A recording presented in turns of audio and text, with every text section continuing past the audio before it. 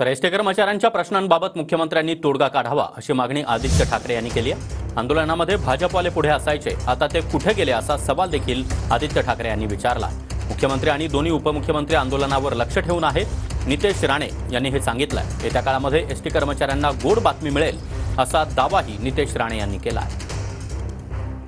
मला वाटतं कुठे ना कुठेतरी जे घटनाबाह्य मुख्यमंत्री त्यांनी बसून तोडगा काढावा, कारण लोकांना त्रास होऊ नये ही प्रमुख भूमिका आहे। देखील दुसऱ्या बाजूला एसटी जी संप होतोय त्या ज्या मागण्या आहेत त्या देखील मला वाटतं काही वर्षांपूर्वीच्या आहेत, त्याच्यात कुठेतरी मध्यमार्ग काढावा। आणि त्यावेळी जे यांच्यासाठी रस्त्यावर आले होते भाजपचे काही नेते ते आज कुठे आहेत, त्यांच्या वतीने बोलत आहेत का?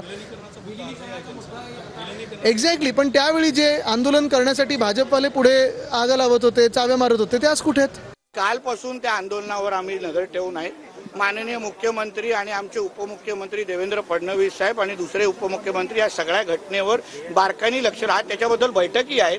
आमचे गोपीचंद पडळकर असतो, आमचे सदाभाऊ खोत असो, हे सगळ्या जणांनी एसटी कामगारांची बाजू लावून धरलेली आहे। मला विश्वास आहे येणाऱ्या काही तासांमध्ये दिवसांमध्ये एसटी कर्मचाऱ्यांच्या मनात प्रमाणे गोड बातमी येईल।